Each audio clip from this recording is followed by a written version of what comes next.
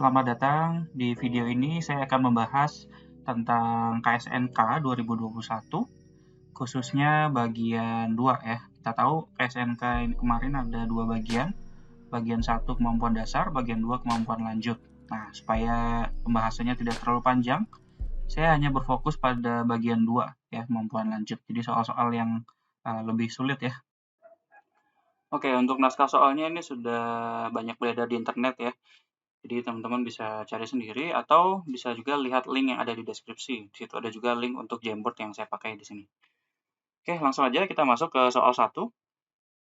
Kita diberikan suatu persamaan ya, yang melibatkan fungsi floor.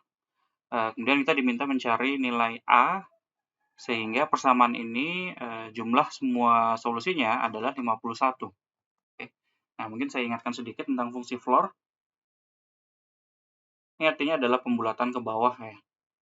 Ya, definisinya dia adalah bilangan bulat terbesar yang kurang dari sama dengan X. Oke. Nah, ini hampir menjadi persamaan kuadrat ya, tapi ada perbedaan di sini adalah floor X kuadrat, sedangkan di sini bukan floor X.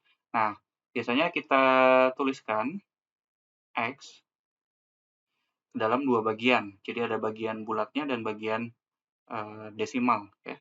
Nah, bagian bulatnya adalah floor X.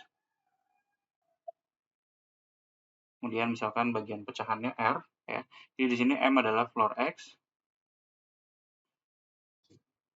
Kemudian R adalah bagian desimalnya. Berarti dia di antara 0 sampai 1. Nah, pertama-tama kita lihat dulu X-nya positif atau negatif ya. Seandainya X negatif, coba kita lihat ruas kanan. Floor X dikuadratkan pasti hasilnya positif, ya kan? Sedangkan A bilangan asli, positif, X negatif, tapi ketemu minus, ini bagiannya jadi positif juga. Sedangkan A juga positif. Jadi ruas kanan positif, ya. Dia tidak mungkin sama dengan 0. Oke, kontradiksi. Jadi X itu lebih dari sama dengan 0. Ya. Sehingga M juga lebih dari sama dengan 0. Oke. Nah, sekarang kita substitusikan X sama dengan M plus R ke dalam persamaan yang ada di soal. Jadi, 0 sama dengan floor X menjadi M, kemudian X-nya diganti menjadi M plus R, tambah A. Oke. Nah, sekarang kita akan gunakan sifat ini, ya. Bagian desimal itu selalu di antara 0 dan 1. Berarti kita coba isolasikan R di satu sisi ya. Ini kalau kita buka kurungnya jadi minus 2AM dikurang 2AR. 2AR-nya pindah ke kiri. Jadi ntar ketemu R di sebelah kiri. Kemudian 2A-nya nanti kali silang ke bawah. Dan akan ketemu seperti ini.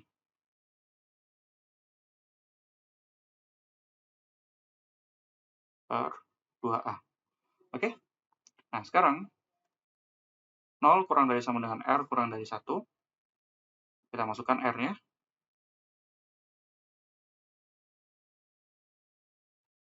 2AM plus A per 2A. Kurang dari 1. Sekarang kita kali silang ya. Dan ini boleh ya dikali silang karena nilai A positif. Ya. Jadi 0 kurang dari sama dengan M kuadrat minus 2AM plus A kurang dari 2A. Nah, kita bisa pindah A yang ini ke ruas kanan ya, tapi harus dikurangi juga yang sebelah kiri. Jadi minus A kurang dari sama dengan M kuadrat minus 2AM kurang dari A. Nah, kalau kita lihat bagian tengah, ini hampir menjadi bilangan kuadrat sempurna ya. Tapi ada yang kurang, yaitu A kuadrat. Nah, sekarang kita coba lengkapi bagian tengah. Berarti 3 ruas itu harus dijumlah A kuadratnya.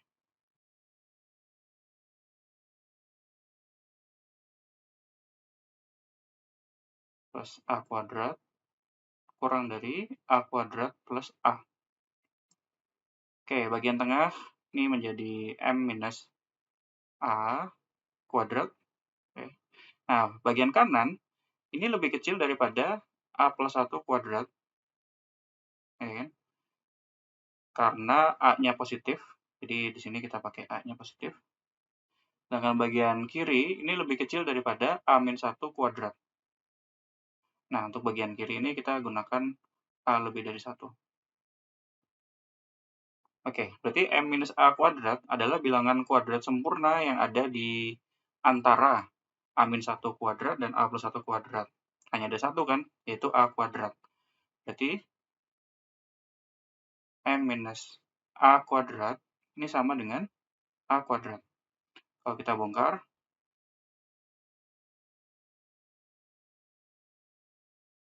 ini sama dengan A kuadratnya coret, jadi M kuadrat sama dengan 2MA. Atau kita bisa faktorkan seperti ini. Oke, berarti ada dua kemungkinan ya, M sama dengan 0, atau M sama dengan 2A. Oke, mungkin kita lihat dulu apa yang terjadi kalau M sama dengan 0. Nah, nanti kita akan kembalikan ke persamaan ini ya, untuk mencari nilai R. Oke, jadi kita catat dulu, R sama dengan ini plus A per 2A. Oke, kasus pertama, kalau M sama dengan 0, maka ini jadi 0, 0, atasnya tinggal A ya. Jadi R adalah A per 2A, itu setengah. Dan ketemu X-nya adalah M plus R, 0 tambah setengah. Oke, X-nya setengah. Oke. Dan bisa dicek ya, kalau X-nya setengah, kita masukin ke persamaan yang di soal, dia memenuhi. Oke, kasus 2, M sama dengan 2A. Lagi-lagi kita masukkan ke yang di atas. Nanti ini jadi 4A kuadrat. Ini jadi 4A kuadrat, habis coret juga ya. Sisa tinggal A per 2A. Jadi R-nya setengah juga. Oke, pada kasus ini, X sama dengan 2A plus setengah. Oke. Dan ini juga bisa dicek ya, kalau X sama dengan segini, maka dia memenuhi persamaan yang ada di soal. Nah, sekarang kita tahu jumlah semua X yang memenuhi adalah 51. Berarti 51 sama dengan setengah ditambah 2A plus setengah. Ini sama dengan 2A plus 1. Oke, jadi ketemu A-nya sama dengan 25. Oke, sekarang kita lanjut ke nomor 2. Ini soal aljabar ya. Diberikan A, B, C bilangan real, sehingga pertidaksamaan ini berlaku untuk setiap X di interval 0 sampai 1. Nah, kita diminta mencari nilai maksimum dari 23A plus 22B plus 21C. Oke. Nah, kalau soal kayak gini, biasanya kita akan menggunakan pertidaksamaan ini hanya untuk nilai-nilai X tertentu ya. Jadi nggak mesti untuk semuanya X kita pakai ya. Mungkin kita coba beberapa nilai X yang sederhana. Misal, kalau kita masukin X-nya 0, kita akan dapatkan 0 tambah 0 tambah C, nilai mutlak kurang dari sama dengan 1. Berarti mutlak C kurang dari sama dengan 1. Kemudian kita coba ujung yang satu lagi. Kalau X-nya sama dengan 1, kita masukin ke sini, dapat mutlak A plus B plus C kurang dari sama dengan 1. Nah, kita coba yang lain ya. Mungkin di tengah-tengah, X sama dengan setengah, didapat seperempat A tambah setengah B tambah C kurang dari sama dengan 1. Atau setelah dikali 4,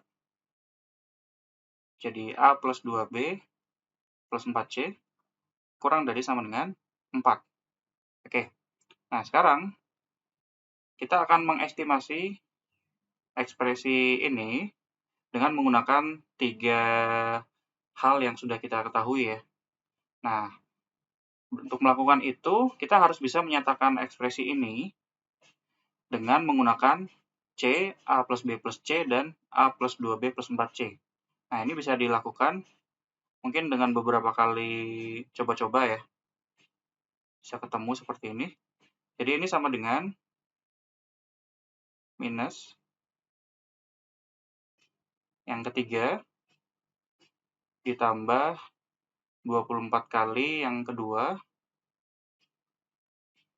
ditambah C. Oke, bisa dicek ya. A-nya ada 23, B-nya ada 22, C-nya ada 21. Nah, bagian ini kurang dari sama dengan 1. Ya. Kemudian ini juga kurang dari sama dengan 1. Nah, sekarang bagaimana dengan yang ini? A plus 2B plus 4C. Sini kan harus ada nilai mutlaknya ya. Baru kita bisa bilang kurang dari sama dengan 4. Nah, tapi kalau kita hilangkan nilai mutlaknya, didapat seperti ini.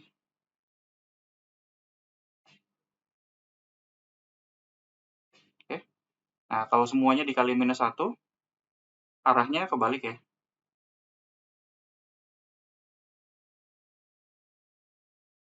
Oke, jadi minus A plus 2B plus 4C, ini juga kurang dari sama dengan 4. Oke, nah secara keseluruhan, ini kurang dari sama dengan 4 plus 24 plus 1, yaitu 29. Ya. Nah, karena yang ditanya adalah nilai maksimum, harus kita pastikan bahwa ini bisa jadi sama dengan ya. Oke, bisa dicek. Kalau ini terjadi sama dengan, berarti masing-masing dari 3 kesamaan ini juga menjadi sama dengan. Nah, yang terakhir nih gampang. C harus sama dengan 1. Ini juga harus sama dengan, berarti karena C-nya 1, A plus B sama dengan 0. Kemudian yang ini sama dengan 4. Kalau dimasukin nanti ketemu A plus 2B sama dengan minus 8. Karena A plus B-nya 0, berarti B sama dengan minus 8 dan A-nya sama dengan 8.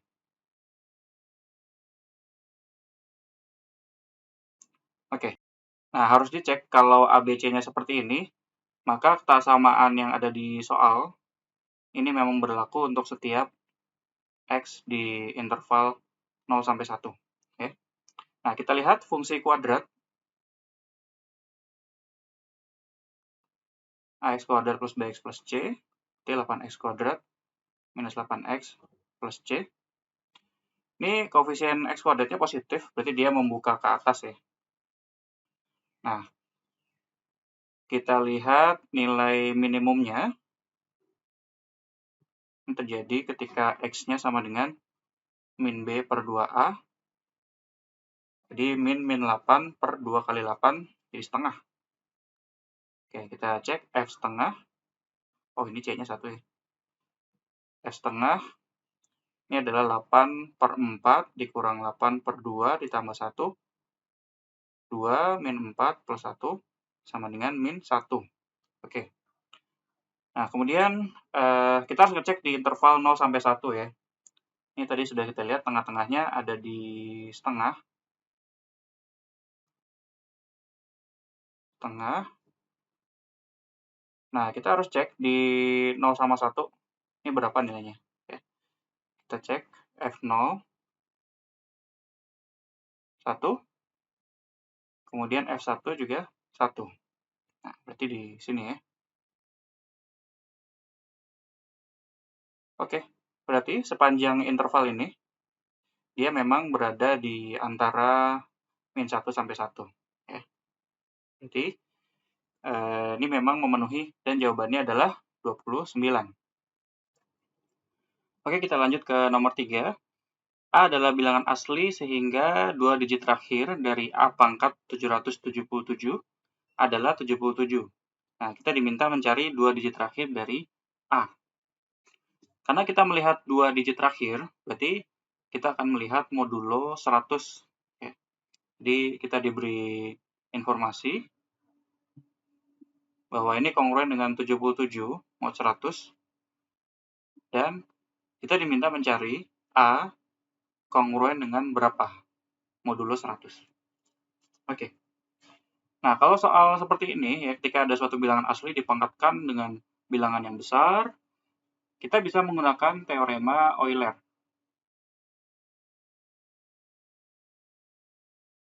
Oke. Ini adalah generalisasi atau perumuman dari teorema Fermat. Ya. Kalau Fermat itu kan modulusnya harus prima ya, tapi kalau teorema Euler modulusnya tidak harus prima. Nah, dia mengatakan seperti ini. jika FPB A dan N adalah 1, maka A pangkat Vn kongruen dengan 1 modulo N. Di sini Vn adalah fungsi V Euler. Dia menghitung banyaknya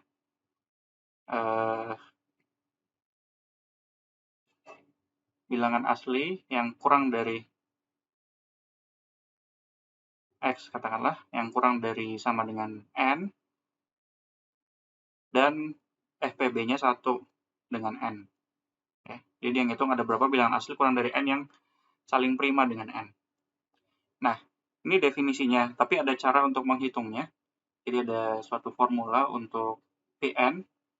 Kalau kita tahu faktorisasi prima untuk N, misalkan N sama dengan P1 pangkat E1 dan seterusnya, di mana P1 sampai PR adalah bilangan prima berbeda, maka Vn sama dengan N dikali 1 min 1 P1, kemudian 1 min 1 P2, dan seterusnya. Oke, nah di sini kita lihat V dari 100 ya. 100 adalah 2 pangkat 2 kali 5 pangkat 2. Berarti 100 kali 1 min setengah kali 1 min 1/5, yaitu 4/5. Oke, ketemu sama dengan 40. Berarti kita bisa katakan A pangkat 40 kongruen dengan 1 modulo 100. Oke. Oh iya, dari soal bisa kita simpulkan kalau A itu saling prima dengan 100 ya. 77 mod 100. Akibatnya GCD FPB antara A dan 100 itu sama dengan 1. Nah, berarti kita bisa menggunakan teorema Euler untuk menyimpulkan seperti ini. Oke, tapi yang kita butuhkan adalah A777.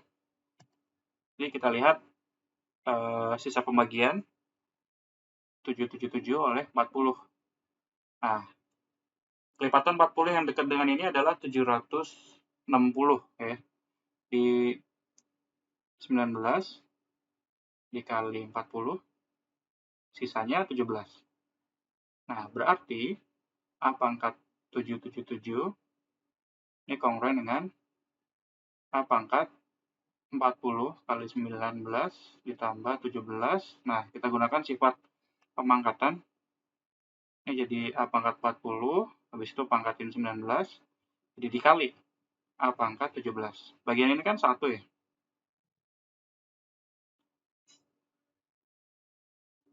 Jadi ini kongruen dengan A pangkat 17 modulo 100. Oke.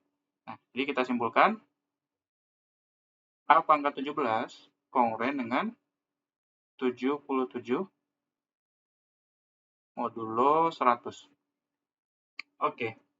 Nah, kita coba dapatkan A ya, modulo 100.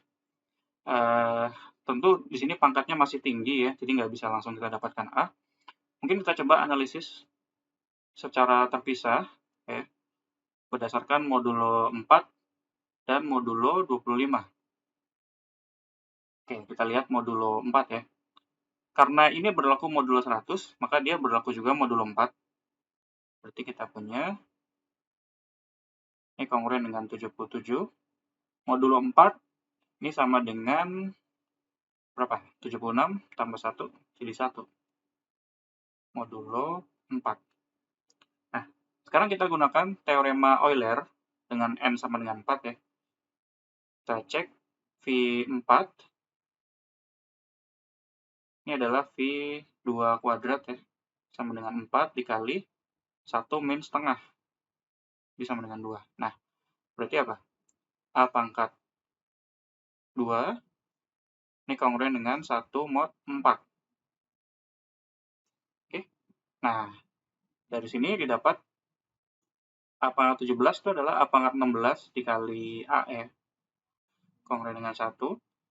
Karena A pangkat 16 itu A pangkat 2, kemudian pangkat 8. Oke, kemudian ini sama dengan 1. Itu didapat A kongruen dengan 1 modulo 4. Oke. Nah, ini kita simpan dulu ya. Sekarang kita lihat modulo 25.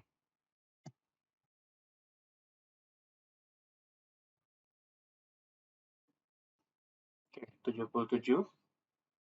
Karena berlaku modulo 100, maka berlaku juga modulo 25 ya. Soalnya 25 habis membagi 100. Oke. Ini berarti kongruen dengan 75 tambah 2 ya. Oke.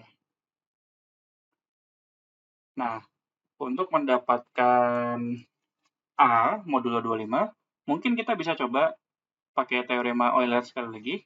Jadi kita lihat V25 ini adalah V5 kuadrat ya, sama dengan 25 dikali 1 min 1/5, itu 4/5, sama dengan 20. Nah, berarti kita tahu A pangkat 20 kongruen dengan 1 modulo 25. Tapi kita punyanya A pangkat 17 ya. Ini nggak bisa kita pakai trik seperti tadi ya, karena pangkatnya masih kurang. Nah, jadi kita nggak langsung melihat modulo 25, mungkin kita lihat modulo 5 terlebih dahulu ya. Oke. Nah, karena ini berlaku mod 25, maka berlaku juga mod 5.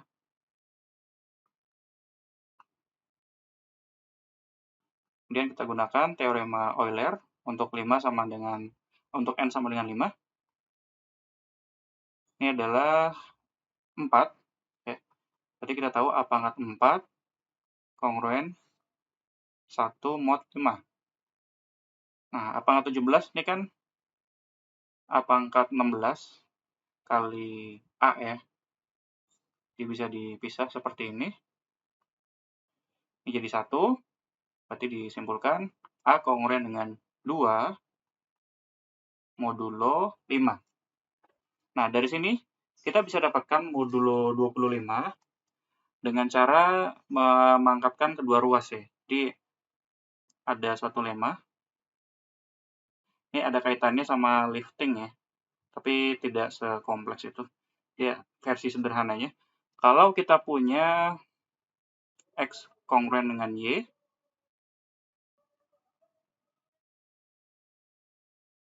mod P dengan P adalah prima,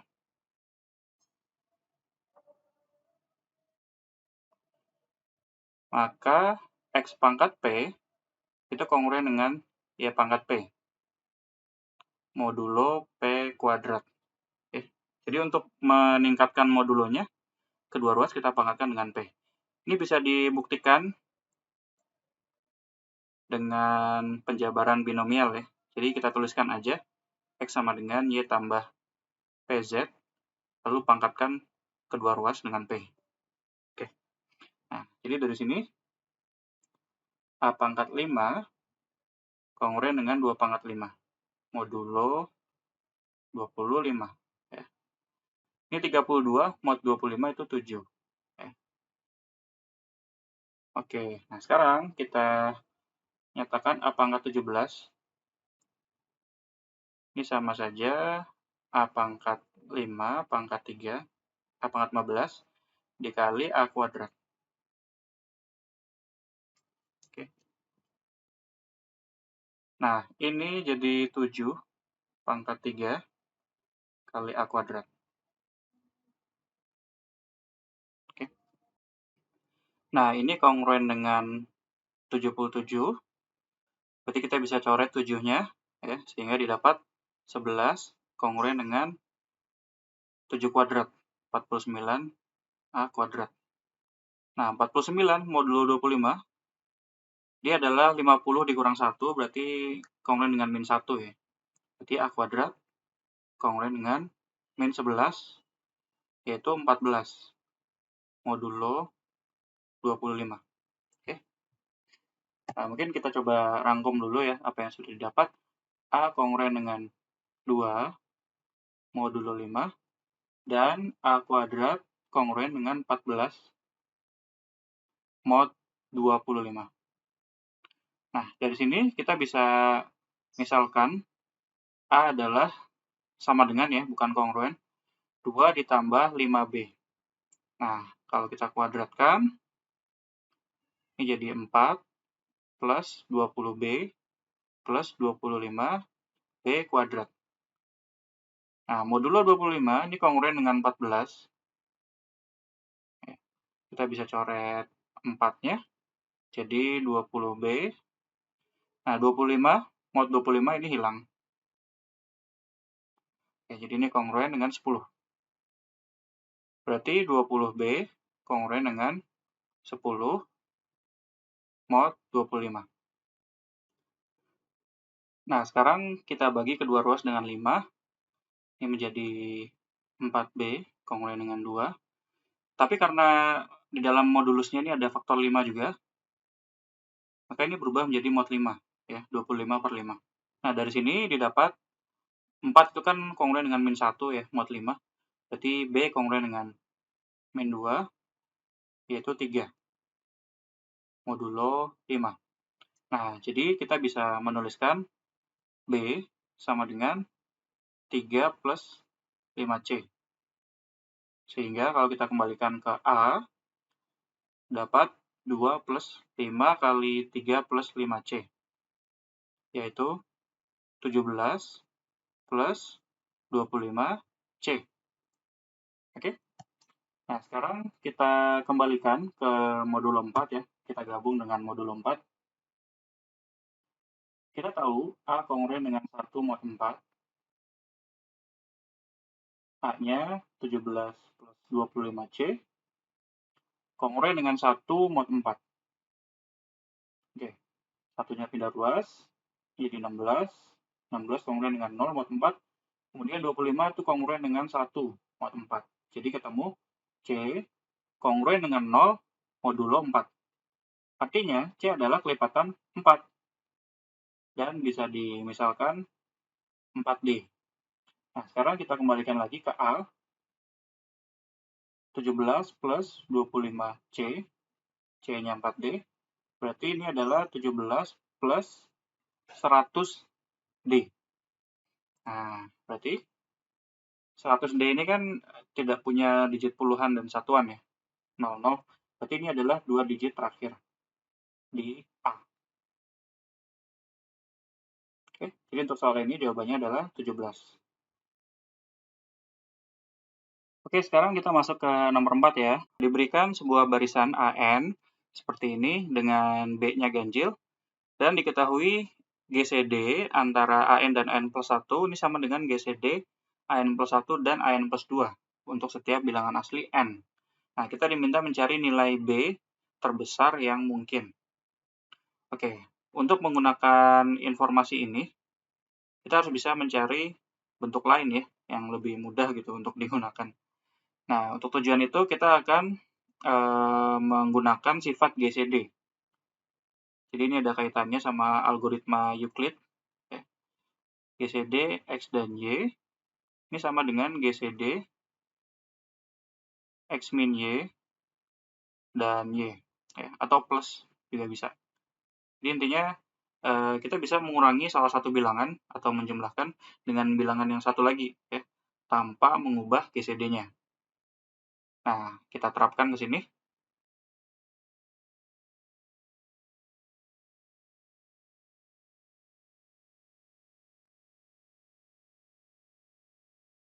Oke, kita lihat. Ini adalah N kuadrat plus 19N plus B, sedangkan N plus 1 adalah N plus 1 kuadrat plus 19N plus 1 plus B. Nah, kita bongkar dulu yang ini. Ini ada n kuadrat, ada 19n plus b, ini jadi an ya, sama dengan yang ini. Sisanya ada 2n plus 1 sama 19, jadi 2n plus 20. Ya, jadi ini sama dengan GCD n kuadrat plus 19n plus b, 2n plus 20.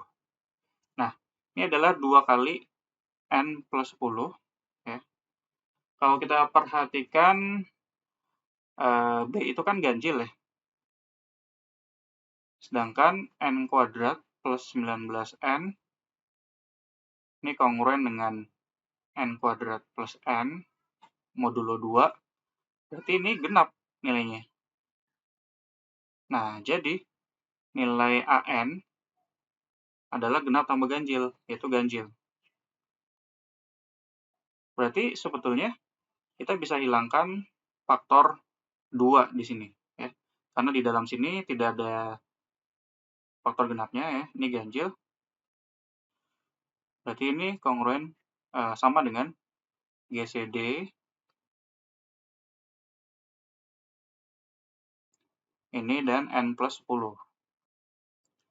Nah, sekarang kita gunakan kelipatan n plus 10 untuk menghilangkan n kuadrat plus 19n.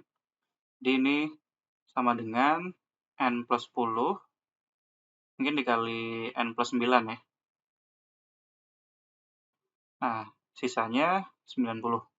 Berarti ini sama dengan GCD B min 90 dan n plus 10. Oke. Kita rangkum. GCD AN dan AN plus 1 ini sama dengan GCD B min 90 dan N plus 10. Nah, akibatnya GCD AN plus 1, ya, kalau kita majuin N-nya, dan AN plus 2 sama dengan GCD B min 90 dan N plus 11. Nah, berdasarkan soal, ini harus sama. Ya. Padahal N plus 10 dan N plus 11 ini GCD-nya 1 ya. Jadi nilai ini GCD B min 90 dan N plus 10 itu juga harus 1. B min 90 dan N plus 10 sama dengan 1 untuk setiap bilangan asli N. Nah, kita akan pilih N yang cocok gitu ya, supaya dapat informasi tentang B. Nah, mungkin kita upayakan sehingga N plus 10 jadi sama dengan B min 90. Ya. Tapi supaya sama, berarti B min 90 harus sama dengan N plus 10, B-nya harus sama dengan N plus 100. Jadi tergantung nilai B-nya. Kalau dia cukup besar, kita bisa lakukan itu. Ya. Dianggaplah B-nya lebih besar dari 100. Maka dengan N sama dengan B min 100, kita dapatkan GCD B min 90 dan B min 90 sama dengan 1. Ya kan? Sebelah kiri ini sama dengan B min 90. Ini sama dengan 1, berarti B-nya 91. Nah, ini kontradiksi dengan B lebih besar dari 100. Ya. Oke, di kasus ini tidak terjadi. Jadi, B kurang dari sama dengan 100. Ya kan? Nah, karena B ganjil, maka B kurang dari sama dengan 99. Ya. Oke, sekarang kita lihat B min 90 dan N plus 10. Karena B-nya kurang dari sama dengan 99, ini nilainya 9, 7, 5, 3, 1, dan seterusnya. Ya. Nah, ini berlaku untuk setiap N Ya.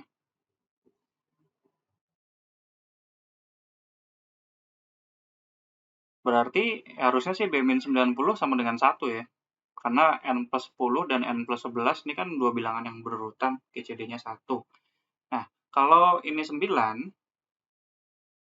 kita bisa pilih N sehingga ini kelipatan 9, maka N plus 11 bukan kelipatan 9 ya. Jadi kita pilih N sama dengan 8, ini terjadi kontradiksi. Ya, sebelah kiri ini kelipatan 9, tapi sebelah kanan bukan. Kalau ini 7, kita bisa pilih N-nya 4, ya, terjadi kontradiksi. Kalau ini 5, berarti kita pilih N-nya 5. Kalau ini 3, kita dapatkan kontradiksi dengan N-nya 2. Oke.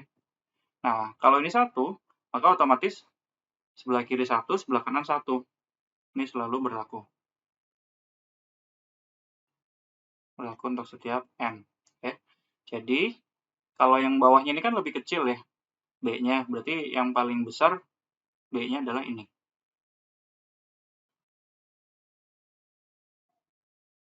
B terbesar adalah 91.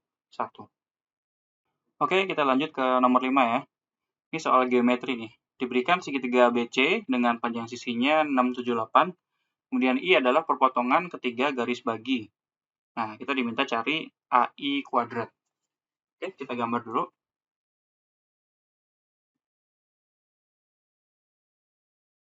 ABC. Katakanlah ini 6, ini 7, ini 8. I adalah perpotongan garis bagi sudut ya. Nah, mungkin di sini kurang lebih letaknya. Oke. Nah, ada salah satu sifat I, dia adalah titik pusat dari lingkaran dalam. Jadi kalau kita tarik garis tegak lurus, dari I ke sisi-sisi segitiga, maka ini panjangnya sama dengan jari-jari lingkaran dalam. Oke. Kemudian, kita bisa cari panjang ini ya, dengan menggunakan substitusi Raffi. Ya. Jadi kalau misalkan ini X, maka ini X juga. Karena ini sudutnya sama dan ini sama ya, berarti ini kongruen. Kalau misalkan ini Y, ini Z, ini Z. Ya. Jadi ini adalah substitusi Raffi ya, sering digunakan juga di ketaksamaan.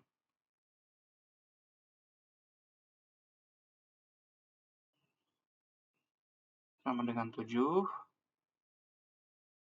Z plus X sama dengan 6. Kalau dijumlahkan, dapat 2X, 2Y, 2Z ya. Sama dengan penjumlahan ini. Berarti kalau dibagi 2, dapat X plus Y plus Z. Sama dengan 21 per 2. Kemudian, kita gunakan yang ini, didapat nilai X 21 per 2 dikurang 7, 21 dikurang 14, 7 per 2. Oke? Nah, kemudian untuk mencari AI, selain butuh X, kita juga butuh R ya. Kita cari dulu. Ada beberapa formula untuk luas. Ya. Yang pertama, ini adalah R kali S, di mana R adalah jari-jari lingkaran dalam dan S adalah setengah keliling. Ini 21 per 2. Nah, jadi kalau kita tahu luasnya, kita bisa dapat R. Kita hitung luasnya dengan formula Heron. Oke, di luas ABC, ini sama dengan akar kuadrat S kali S min A kali S min B kali S min C. ABC adalah sisi-sisi segitiga. Oke, kita hitung. S-nya 21 per 2, kemudian 21 per 2 dikurang 6, 21 per 2 dikurang 7, 21 per 2 dikurang 8. Setengah-setengahnya bisa keluar ya, jadi seperempat. Kemudian akar 21 kali 15 kali 7 kali 5.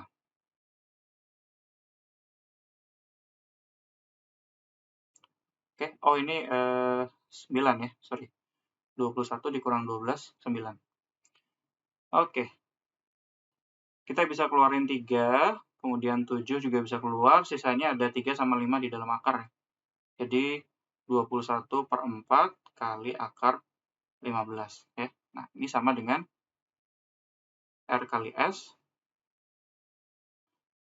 21/2, 21-nya coret, 2-nya coret, jadi ketemu R sama dengan akar 15/2. Nah, tinggal pakai Pitagoras di segitiga, siku-siku yang ini ya, ini X, ini R, ini 7/2, ini akar 15/2, ini AI, di AI kuadrat sama dengan 49/4 ditambah 15/4 sama dengan 64/4, yaitu 16. Ya, jawabannya 16. Oke, kita lanjut ke soal nomor 6. X, Y, dan N adalah bilangan-bilangan asli yang memenuhi persamaan seperti ini. Nah, kita diminta cari nilai Y terbesar yang mungkin ya. Oke, ini soal teori bilangan. Biasanya kita coba cari faktorisasi. Nah, kalau kita coba faktorkan berdasarkan X, ini agak susah karena di sini ada X kuadrat. Ya. Kalau berdasarkan N juga susah, di sini ada N kuadrat, ada N. Nah, yang derajatnya 1, yang pangkatnya 1 itu hanya Y. Jadi kita coba keluarkan Y dulu dari sebelah kiri. Sini ada X, kemudian ada N plus 1. Nah, yang lainnya pindahkan ke ruas kanan.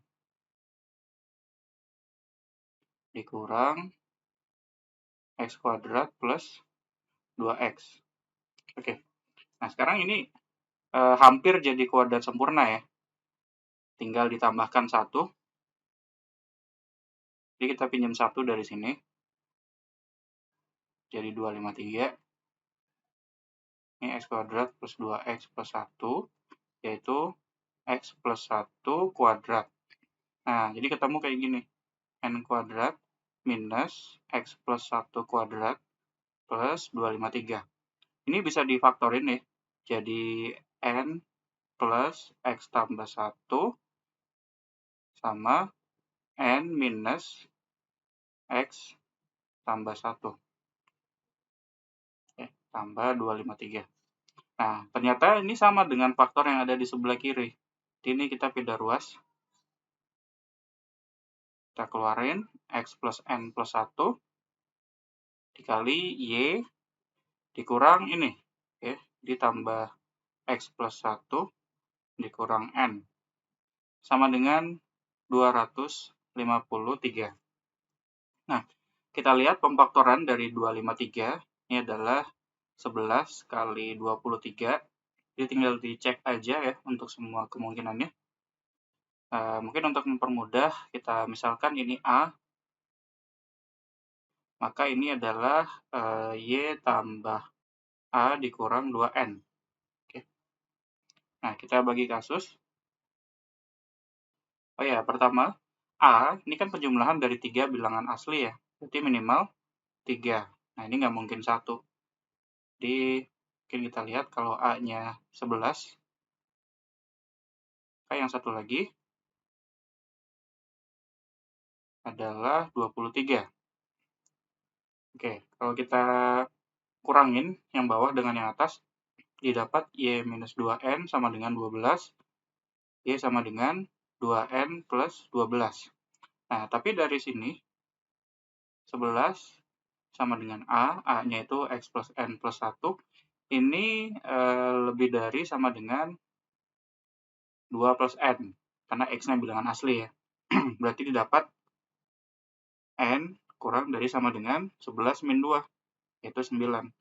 Nah, berarti Y kurang dari sama dengan 18 plus 12, yaitu 30. Oke, dari kasus ini Y yang paling besar adalah 30. Oke, kita nggak cek dulu kalau ini memenuhi atau enggak ya. Kita lihat dari kasus yang lain dulu. Kalau A-nya 23, maka yang satu lagi 11. Oke, dikurangin. Jadi Y minus 2N sama dengan minus 12. Y sama dengan 2N minus 12. Nah, dari sini didapat 23 lebih dari sama dengan N plus 2, sama seperti sebelumnya ya.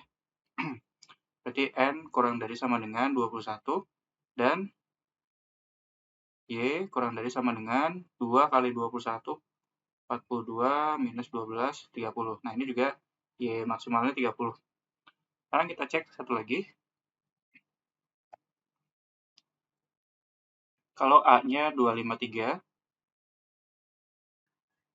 maka faktor yang satu lagi 1. Nah, ini kita kurangin, jadi Y minus 2N sama dengan minus 252.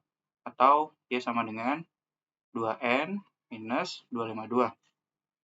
Nah, dari sini didapat 253 lebih dari sama dengan N plus 2, yaitu N kurang dari sama dengan 251. Akibatnya ini kurang dari sama dengan 502 dikurang 252, yaitu 250. Nah, sekarang kita cek apakah Y sama dengan 250 ini mungkin. Ya. Nah, kalau Y sama dengan segini, berarti N-nya harus pas, harus 251. Jadi coba N-nya 251, kemudian X-nya 1 ya, karena dari sini. Dan X sama dengan 1. Nah, kita cek ruas kiri yang ada di soal. Ini kan tadi X kuadrat ya, ditambah Y plus 2, jadi 252 kali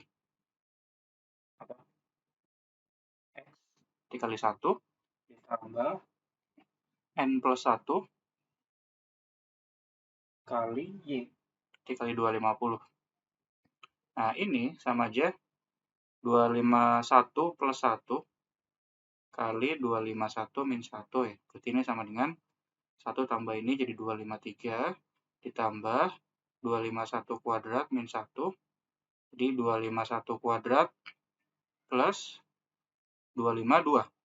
Nah, ini sama dengan ruas kanan ya, karena ruas kanannya adalah N kuadrat ditambah 252. Oke.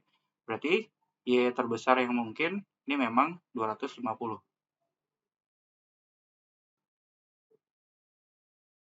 Lanjut ke nomor 7. Suatu barisan ternary, yaitu yang terdiri dari 0, 1, 2, dengan 15 unsur dan 5 angka 0, serta di antara angka 0 terdapat setidaknya 2 bilangan yang lain. Banyaknya barisan ternary yang memenuhi adalah berapa? Oke, jadi kita harus memisahkan 5 angka 0 ini ya, dengan setidaknya 2 bilangan. Jadi, mungkin kita taruh dulu angka 0-nya.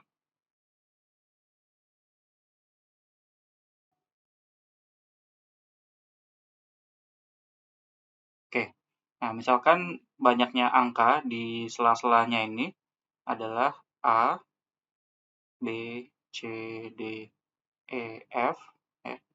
Maka yang di antara 2 O ini minimal harus 2. Oke, sedangkan A dan F ini bisa 0 ya.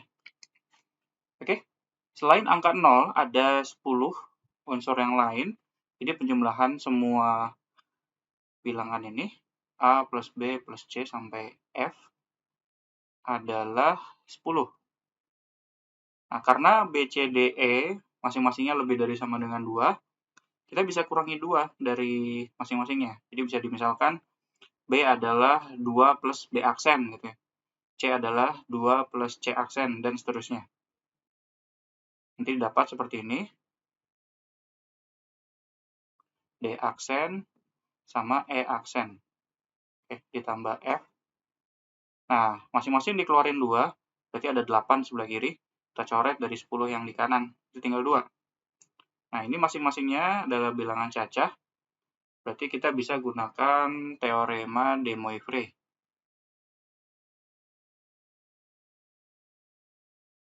Oke, jadi banyaknya kemungkinan A, B, C, D, E, F Ini bisa dicari,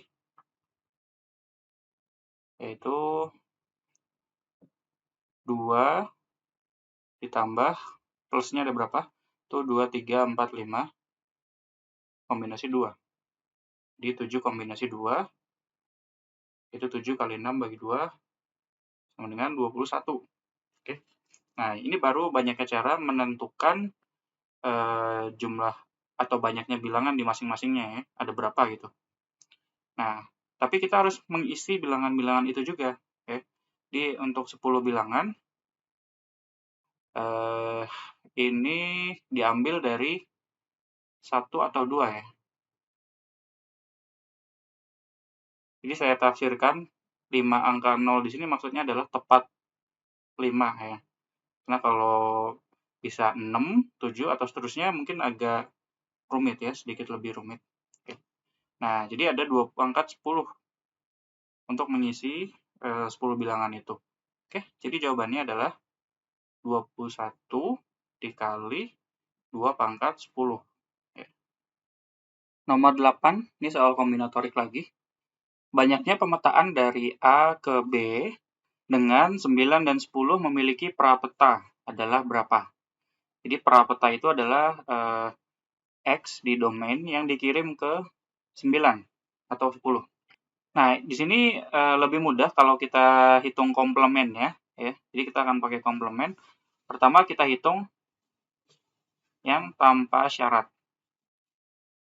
Nah, berarti sama saja banyaknya fungsi dari A ke B. Oke. Nah, bagaimana kita mendeskripsikan sebuah fungsi? Ya, setiap anggota di domain harus dipetakan ke salah satu. Jadi, untuk setiap X di domain, kita harus pilih satu anggota ke domain. Ya, ada 5 kemungkinan untuk 1. Kemudian 5 kemungkinan untuk 2, 5 kemungkinan untuk 3, untuk 4, dan untuk 5 juga. Jadi, ada 5 pangkat, 5 kemungkinan fungsi dari A ke B. Oke. Nah, sekarang komplemennya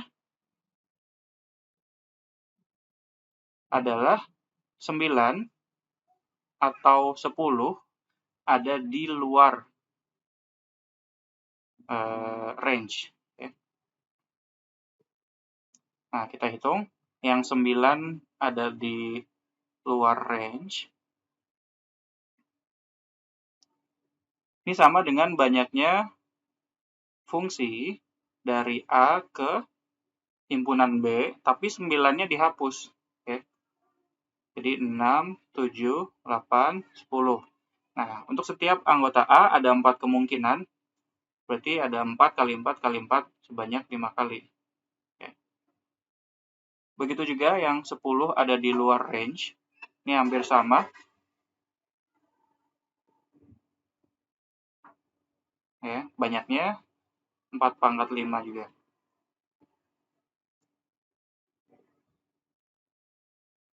Nah, ini harus dikurangin dengan yang dua-duanya di luar range.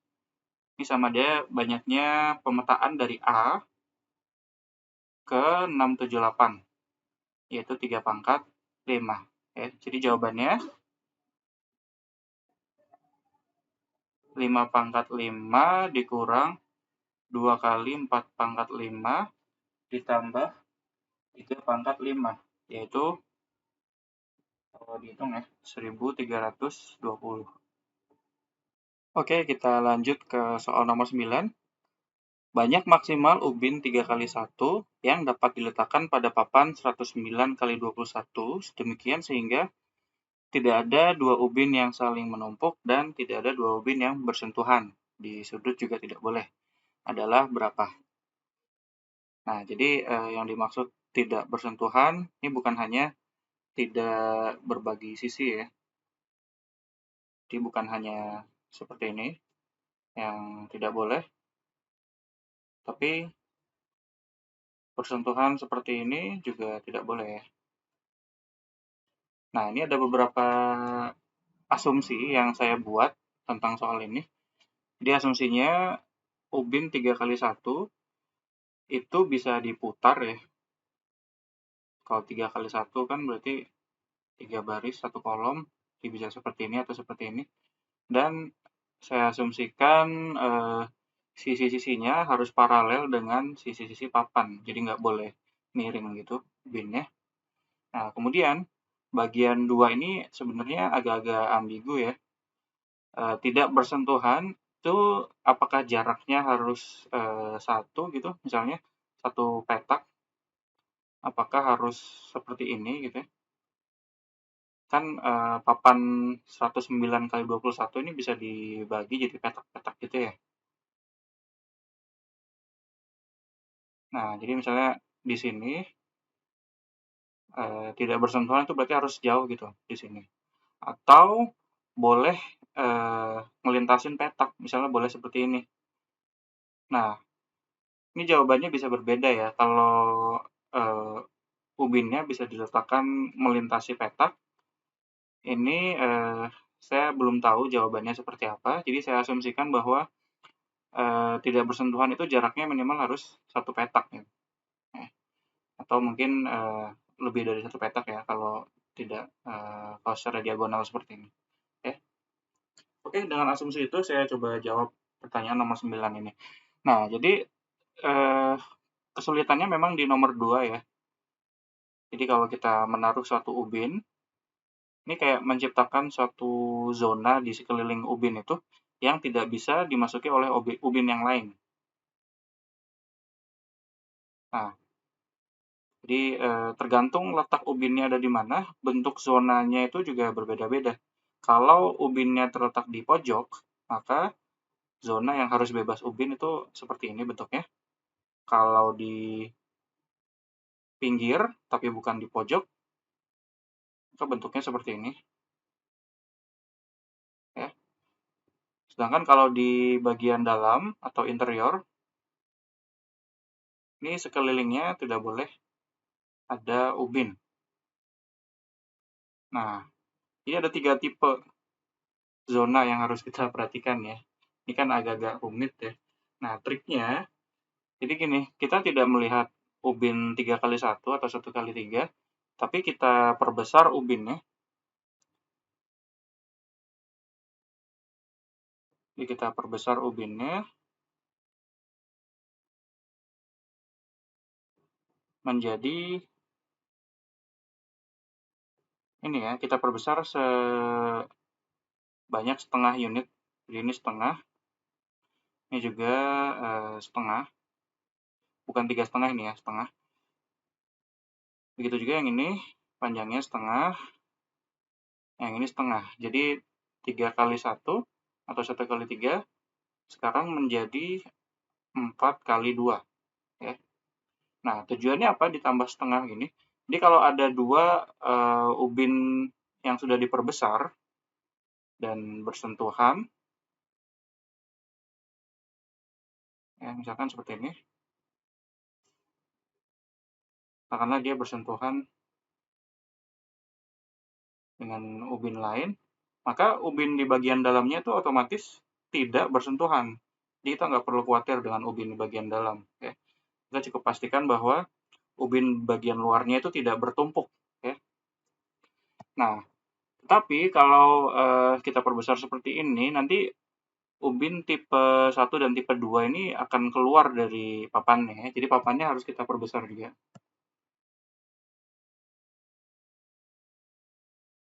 Perbesar papannya dari 109 kali 21 menjadi 110 kali 22.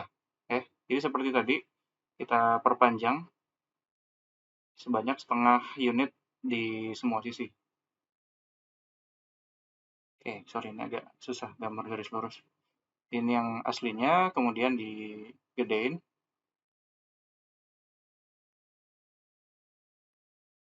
Oke, ini setengah, setengah, setengah, setengah. Ini 109. Ini berarti secara keseluruhan 110, kemudian ini 21, dan ini secara keseluruhan 22. Oke, nah jadi sekarang kita cukup menghitung berapa maksimal ubin 4 kali 2 yang bisa ditaruh di papan berukuran 110 kali 22 tanpa bertumpuk.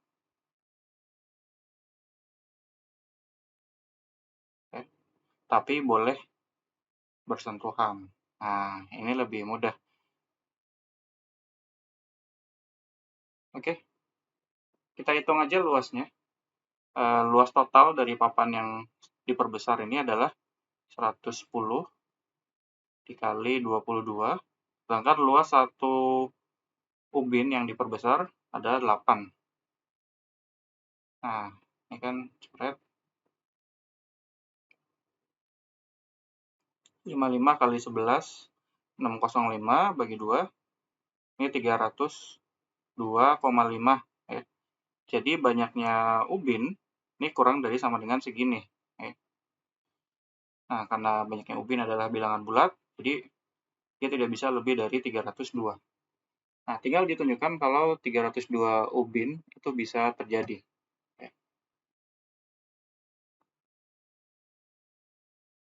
Nah, ini pakai konstruksi. Kita bikin seperti ini. 2 kali 4, kemudian 2 kali 4, sebanyak berapa kali? 5 kali ya ke samping. Karena jumlah panjang kolomnya ini 22 ya. Jadi bisa 4 banyak 5 kali. Kemudian ada space 2. Nah, gitu juga kita lanjut di bawahnya. Dan seterusnya. Ini panjangnya 110 ya. Berarti ada 55 kali. Ini 55 kali. Sedangkan ke samping ini sama. Ini ada 5 kali. Nah, masih ada sisa 2 space di sini. Kita taruh ubinnya secara vertikal. 24, 24, dan seterusnya. Nah, karena panjang vertikalnya itu 110, dibagi 4 nggak habis ya, 108 mungkin. Nanti masih ada sisa 2, nah terakhirnya di sini. Oke, jadi ini kosong. Nah, kita hitung ada berapa.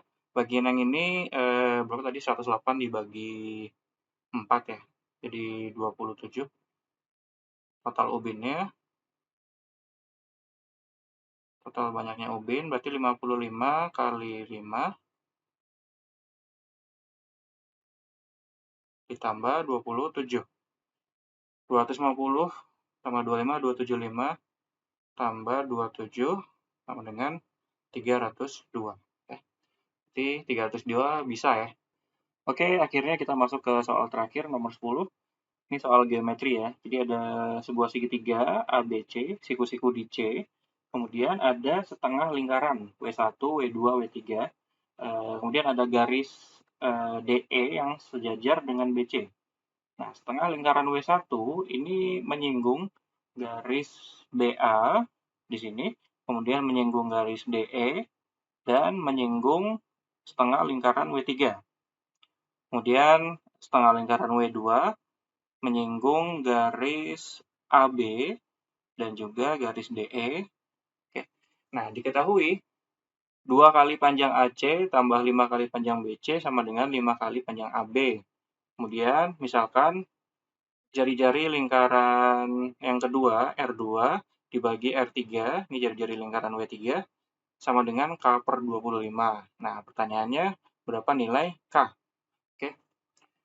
Pertama, kita coba otak-atik dari persamaan ini dulu ya.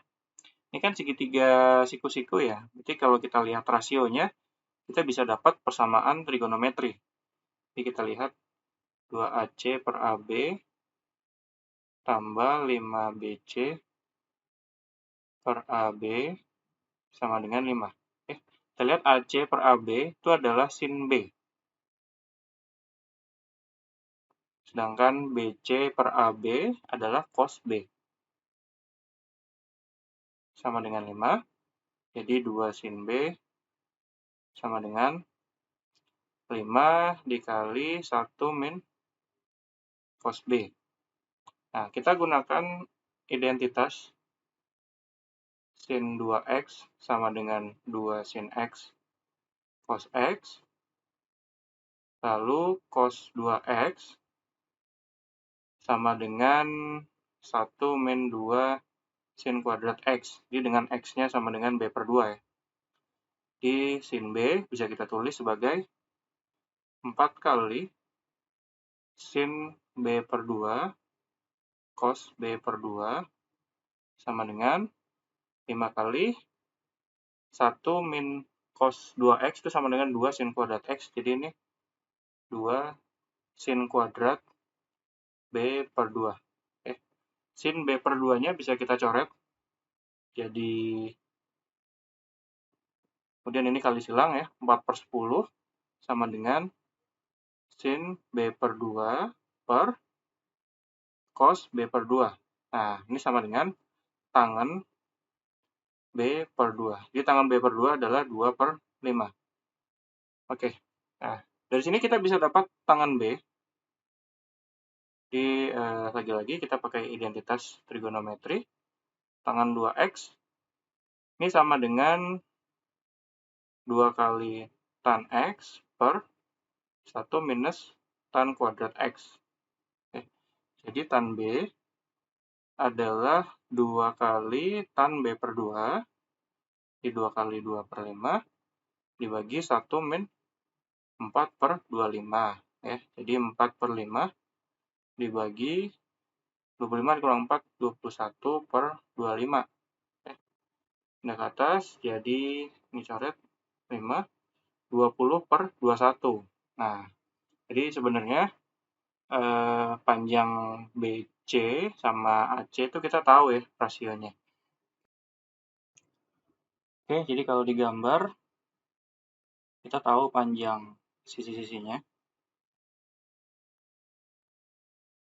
Oke, tadi tangen B 20 per 21, jadi bisa dimisalkan ini 20P, kemudian ini 21P, sehingga sisi miringnya 29P. Jadi ini triple Pythagoras ya, 20, 21, 29. Nah, sekarang langkah kedua, kita cari R1, jari-jari lingkaran 1. Jadi kalau kita perhatikan, W1 itu kan setengah lingkaran ya di sini. Dia menyinggung sisi AC dan juga sisi AB. Nah, kalau kita cerminkan terhadap garis BC, dia akan menjadi lingkaran dalam. Jadi kalau kita cerminkan titik A terhadap garis BC, misalkan menjadi A aksen, maka W1 dicerminkan menjadi lingkaran dalam segitiga ABA aksen ya. Nah, kita bisa cari jari-jarinya menggunakan formula luas ABA aksen sama dengan R1 dikali S. Ya. S adalah setengah keliling. Jadi sini 20P, 20P, kemudian ini 29P, ini juga 29P. Berarti S-nya adalah setengah keliling, yaitu 20 tambah 29, 49P. Ini S-nya. Kemudian luasnya, ini karena segitiga siku-siku, gampang hitung luasnya ya. Setengah kali alas kali tinggi. Alasnya 40P, tingginya 21P, jadi 420P kuadrat. Nah, akibatnya kita dapatkan 420P kuadrat sama dengan R1 kali 49P. Ini bisa dibagi 7 ya, 67, kemudian P-nya coret, ketemu R1 sama dengan 60 per 7 kali P. Oke. Nah, nanti kita akan menggunakan R1 untuk mengukur R2 dan R3. Sekarang kita perhatiin gambarnya dengan lebih detail ya. Mungkin kita kasih nama untuk titik pusat lingkaran W1, sebut saja O1. Kemudian ini O3, ini O2. Kemudian kita bisa tarik jari-jari ke sini. tegak lurus ya. Oke, kemudian ke sini juga bisa.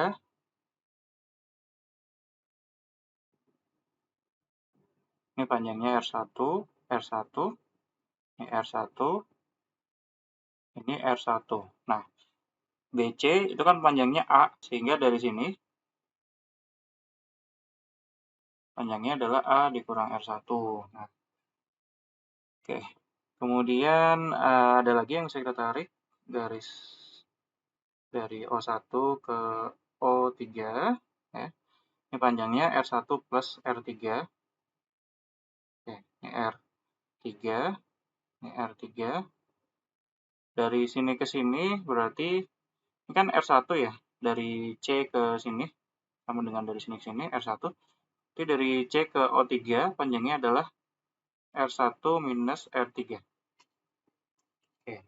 Kemudian kita bisa tarik garis ke sini. Ya, ini panjangnya R2. Ini R2. Oke. Nah, sekarang kita lihat segitiga-segitiga yang sebangun ya. Ada cukup banyak di sini. Misalnya kita lihat segitiga yang atas nih, ya. B, sini O1. Ini sebangun dengan segitiga yang besar. Oke.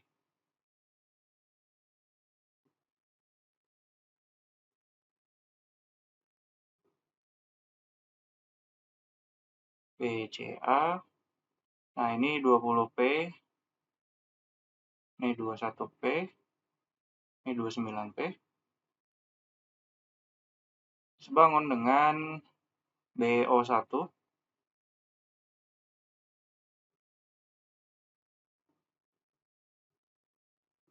ke sini. Ya. Oke, kita tahu ini panjangnya R1. Kemudian ini A minus R1. Ya. Nah, berarti tingginya bisa kita cari ya. Oke, sebut saja ini O1 aksen. O1 aksen. Panjang BO1 aksen per R1 sama dengan 21 per 20. Jadi, dia adalah R1 dikali 20, enggak, 21 per 20. Oke, R1 tadi kita tahu 60 per 7 ya. Kali P, kali 21 per 20. Nah, ini kan coret 3, ini juga 3. Jadi tinggal 9P. Nah, berarti panjang BO1 aksen adalah 9P. Nah, ke sini-sini. Oke, sekarang kita lihat segitiga ADE. Ini sebangun juga dengan segitiga ABC.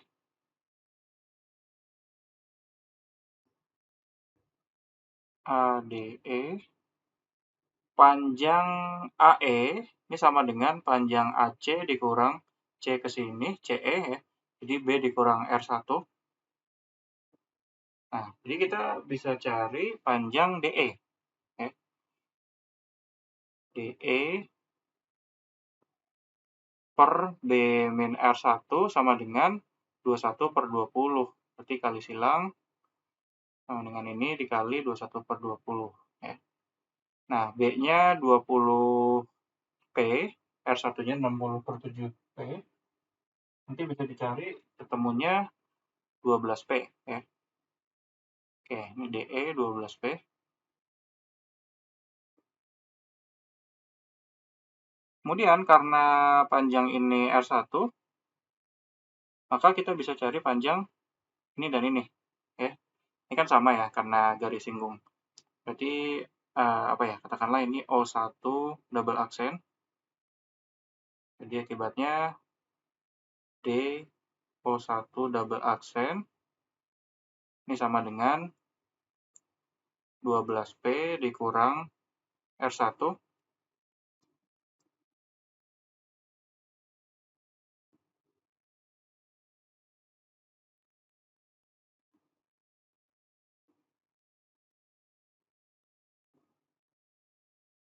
Ini adalah 24/7 kali P. Oke.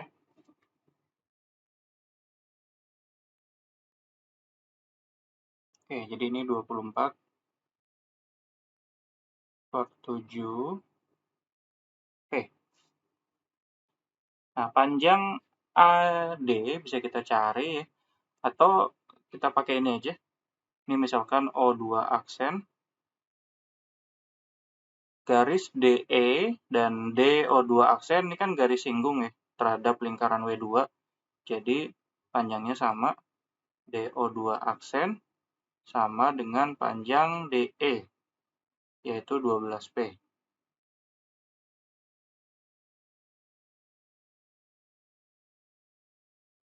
Oke, jadi panjang sini ke sini 12P.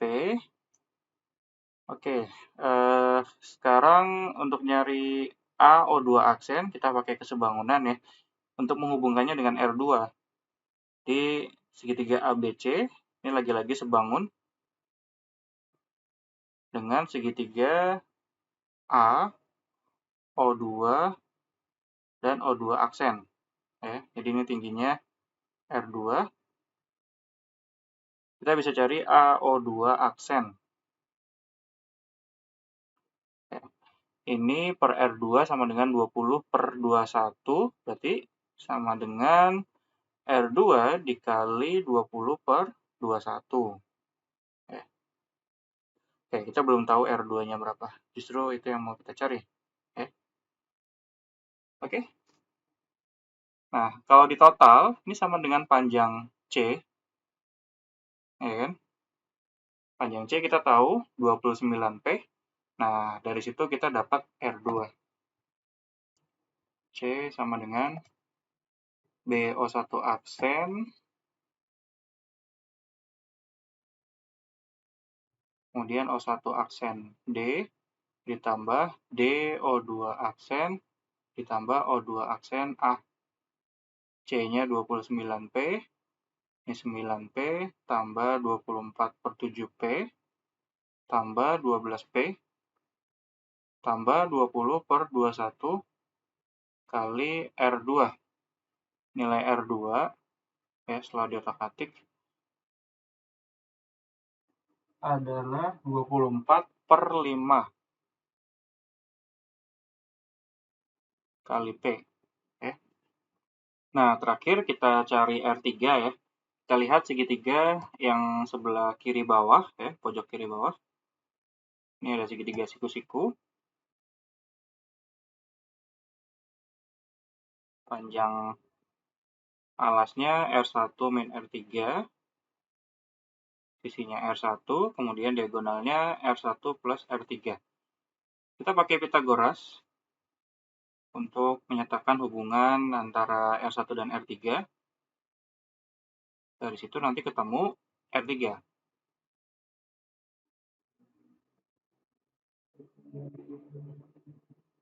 Oke, ini dibongkar. Plus 2R1 R3 sama dengan R1 kuadrat plus R1 kuadrat plus R3 kuadrat minus 2R1 R3. Ini coret dengan pindah ruas. Oke, ketemu R3 sama dengan R1/4.